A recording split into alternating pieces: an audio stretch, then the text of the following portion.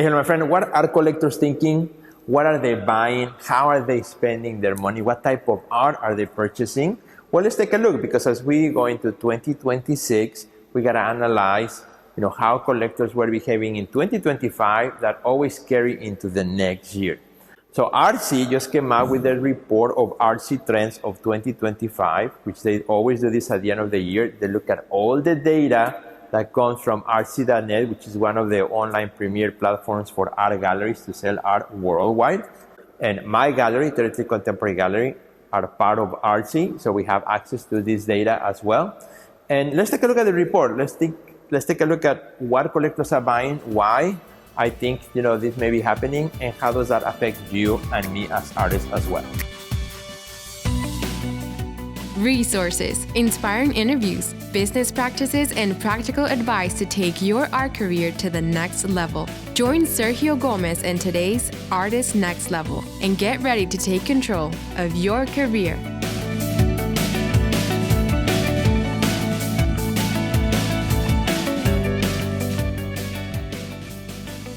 Well, as artists, we always are wondering, what are collectors buying right now? What are the trends? What is it that's moving in what direction for the collectors?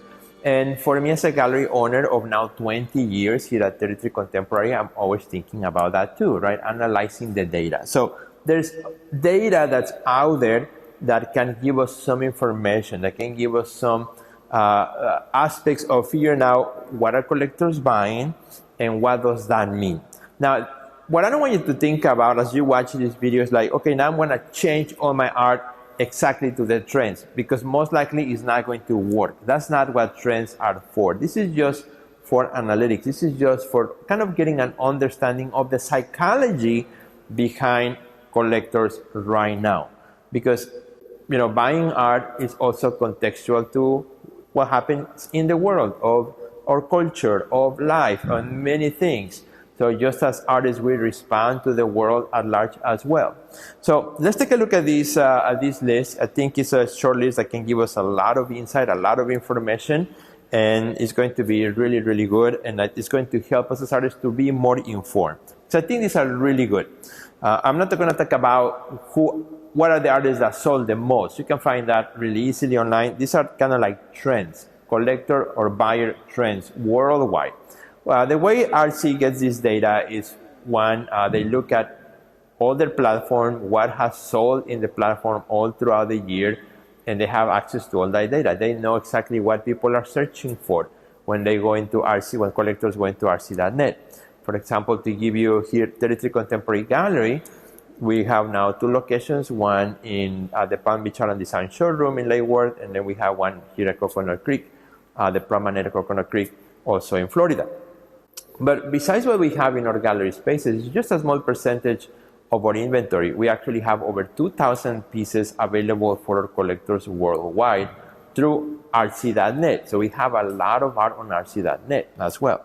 And it's really good to be able to see from rc.net, at the end of the year, this sort of report. So let's go for it.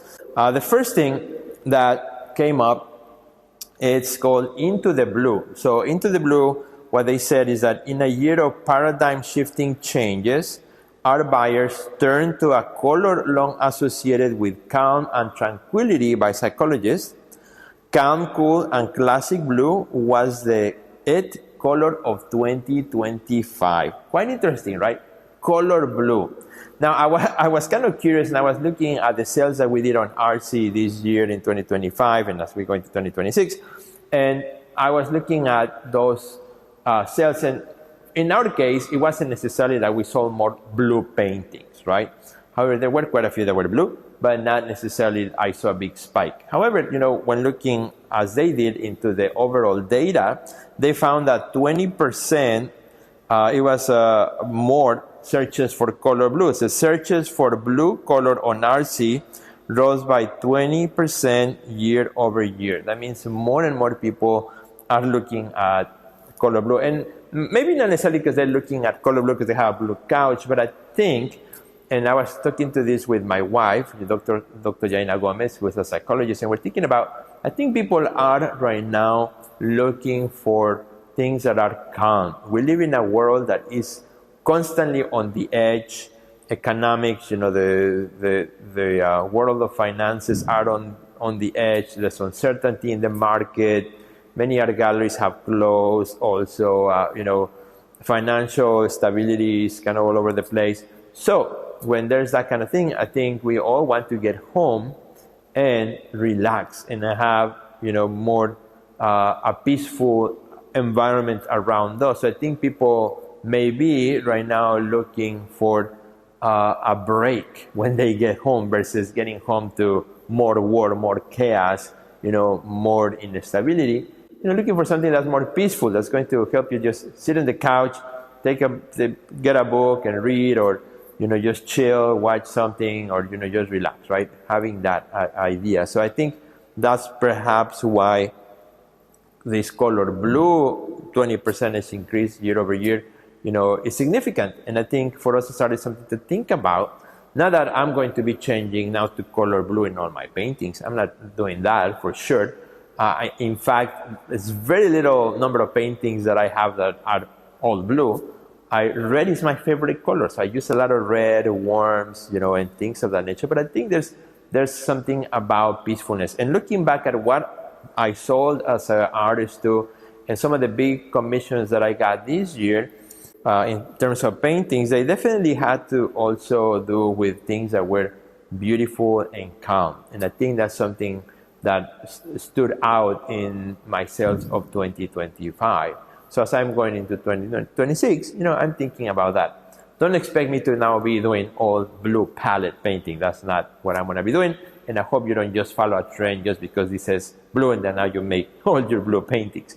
But it's good to know kind of the reasons why behind it, what I think may be that, right? People want peace.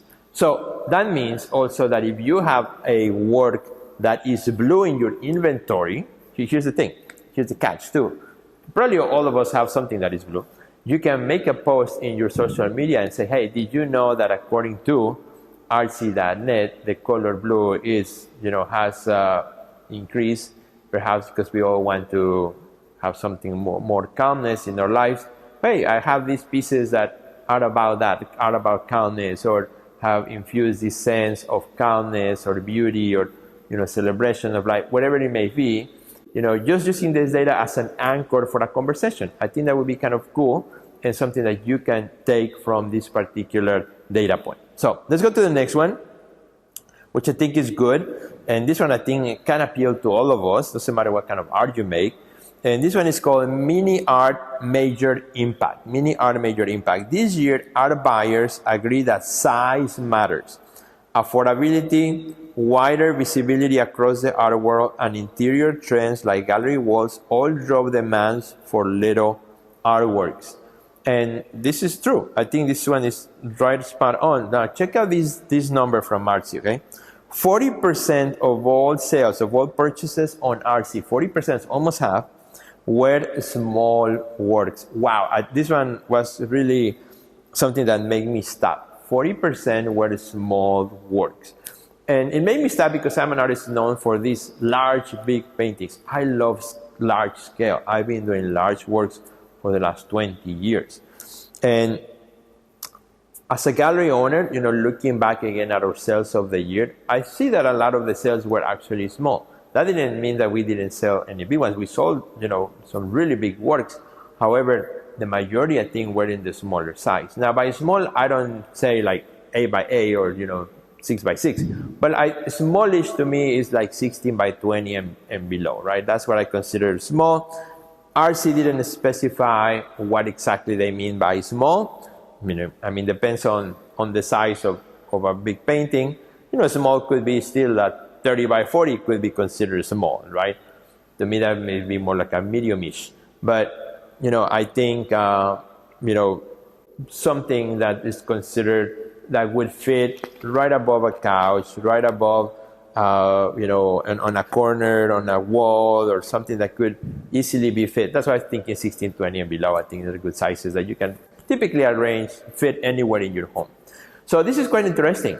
And I think this is good information for us artists. I always advise artists in in my program, inside our Next Level program, which is our coaching program, I always advise our artists you should have large, medium, and small in your inventory at all times. You should have some works that are large, even if it's just one, because one large work, for example, can help you sell the other smaller ones. Why? Because all of a sudden that large work becomes the more expensive. So now your normal, typical size that you make then doesn't look as expensive anymore, because you got that one that is huge and that is a lot more expensive, right?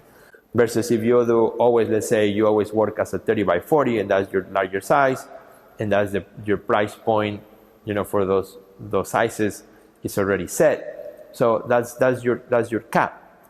If that's your size, make one that is like 60 by 60, make it a lot more expensive, and now your regular range now looks a little bit more affordable, right? So I always advise artists have that. In my own art career, in 2025, I actually, adapted that more. So I did a whole series. I'm right now doing a series of smaller pieces. These are 11 by 14, smaller works. Again, besides my large ones that I already make anyway, just to have also that range of sizes. Another thing that I'm doing too, to expand my inventory as an artist, I'm doing what I'm calling a legacy project, where I'm doing 1,000 butterflies. So I'm going to show you one right here.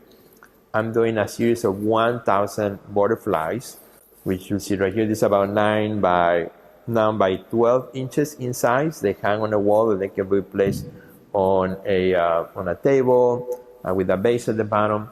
And each one is different. They're unique, and they're all numbered, dated, and everything. So it's a big project that's going to take me probably maybe 3 years or so to make all 1,000 butterflies, but I'm selling them, one at a time. So it's an ongoing legacy project. There's a lot of, reasons why the butterfly, and the story about each piece, etc. I'm not going to spend time on that. I'm going to do another video about that in the future. But again, it's the idea to always have something that is at scale, small, and also unique, and memorable, and also more affordable as a price point for people who come to my studio, who come to the gallery, who want to see me on my website, and want something from me that they can afford. So that's that. Plus also, the prints or reproductions. That particularly this holiday season, they did really well. Sold a lot of prints. So that was really nice. And I think that's, again, it's affordable. A lot of people came to buy gifts, and they pick a print because it was easy. They could, give it to somebody. I had a guy, for example, who walked in the gallery one day, and he was on his way to a housewarming party. He said, "Hey, I'm on a housewarming party. The person that I'm going to visit is it's an interior designer. So instead of buying something, I wanted some art." So he came to the gallery. He had a certain budget, so we gave him a really nice, beautiful print, frame it for him. It looked really nice, and he was so excited and so happy to walk into that housewarming party with a beautiful print that looked fabulous. So again, he didn't have to spend thousands of dollars on it, but a print small size, I'm sure that the person who got it, was able to fit it somewhere in the house because it was not large. So I think, having for all of us as artists, a range of sizes, and particularly as we move forward, to have always a small collection, small works that you can release, that you can on a constant basis remind people that you have them, show them, hold it in your hands when you're doing your marketing. I think it's going to be very valuable, and I think it's going to be very useful, and I think it's a line in your inventory that can generate quite a bit of substantial income for you. Next one is the tablescape renaissance. This was also quite interesting. In 2025, interest spiked in works featuring tables, food, and gatherings, from picnics to dinner parties, mirroring our cultural appetite for community and connection. I thought that was pretty cool. That was quite interesting as well. It says that 61% sales of food tagged art rose by 61%. So in Artsy, when you upload an artwork as a gallery and you put all your inventory, you can tag all the artwork with their different, there's like 50 key points that one assigns to each artwork. Like, it's an abstract, or it's oil, or it's food, or nature, whatever, right? So artwork that was tagged with the food category rose by 61%. So that's a pretty big jump. That's a huge increase. And I think that has to do, again, with the idea of gatherings, right? Of being together. I think we live in a world now with AI and everything becoming so automated and so fast-paced. I think we all want community. We all want opportunities to connect with others. So what a better way to do it than on a dinner table, right? When you're sitting, having a good meal with other people in community. And I think that's a reflection of the world. I think, like I said at the beginning of my video, just as artists will respond to the world, collectors too, in their collector trends, you look at, they also responding to the world around us, and the world around us, chaotic, in one way. That's why we're looking for more peaceful art, and it's also all kind of becoming individualistic and more tech-driven. So, we are looking in our homes for the opposite, something that reminds us for, community, connection, gatherings of people, and that is, I think, a good thing. Now, the next one, which is the last one I want to share with you, is back to the land. This one is interesting. Purchases on Artsy reflected the appeal of nature and its promise of restoration. From digital detoxing to touching grass, this trend revealed a pull toward nature. How about that, huh? 44%. Here we go.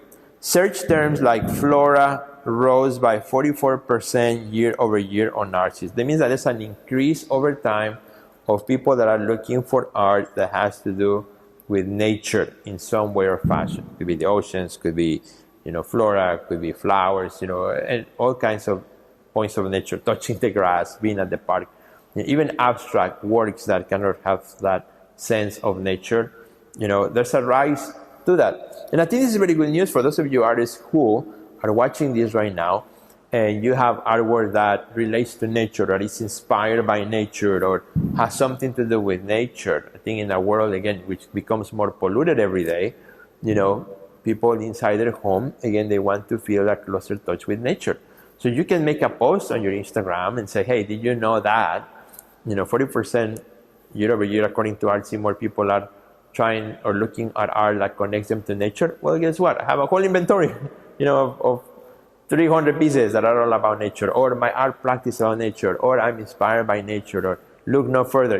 Make that an excuse time over time. Use this data to your advantage. Like I said, don't change what you're doing just to fit on the trend, but use the trends to also use them in your marketing to talk about your art. When somebody comes and looks at your work, say, hey, did you know that a lot more people are looking into nature? That's according to the statistics. So that is a good thing for you, a talking point, a way of connecting your art with a larger audience, particularly people who may be connected with nature. So these are the trends that Artsy released that I found to be quite interesting, and I wanted to make this video to share with you, because as an artist, I see them and I think they make sense. I see why. I'm using this data also in my own marketing, to talk about this.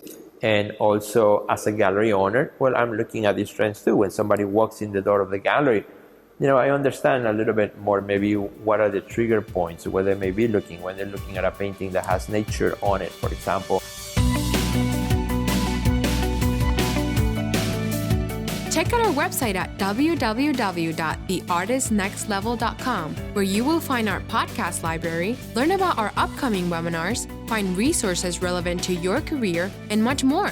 Thanks for listening to today's podcast, and we'll see you at the next level.